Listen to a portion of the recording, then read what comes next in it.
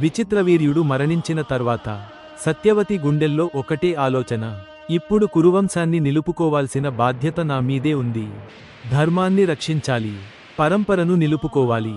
తన మొదటి కుమారుడు వ్యాసమహర్షిని పిలిచింది.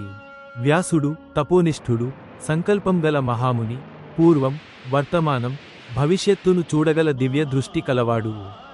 ఆయన రూపం ఉగ్రంగా కనిపిస్తుందని అందరూ భయపడేవారు. కాని అతని హృదయం సముద్రంలా లోతైన జ్ఞానంతో నిండి ఉంటుంది. మరియు అతనిలో తల్లిదండ్రుల పట్ల అపారమైన భక్తి ఉంది. సత్యవతి కన్నీళ్లతో వ్యాసునితో ఇలా చెప్పింది, నీ తమ్ముడు విచిత్రవీర్యుడు సంతానం లేకుండానే చనిపోయాడు. ఇప్పుడు కురువంశానికి వారసత్వం నిలిపే బాధ్యత నీదే. ధర్మానికి, రాజ్యానికి, వంశానికి రక్షణ కావాలి. వ్యాసమహర్షి కొంచెం తలవంచి తన తల్లి బాధను గమనించాడు. అతనికి తెలిసిన విషయానికి ఏమిటంటే, ఇది కేవలం ఒక కుటుంబ సమస్య కాదు. ఇది రాజ్యాధికారం, ధర్మరక్షణ, సమాజానికి భవిష్యత్తు అనే గంభీరమైన సమస్య. కాని ఒక సమస్య ఉంది.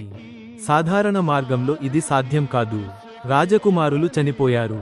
రాజ్యానికి వారసులు నియోగ ధర్మాన్ని అనుసరించాలనుకున్నాడు. నియోగ ధర్మం అంటే ఏదైనా వంశం నిలవాలంటే రాజవంశపు వృద్ధులను లేదా గుణవంతులను పిలిచి రాజకుల మహిళలతో సంతానం పొందించడం.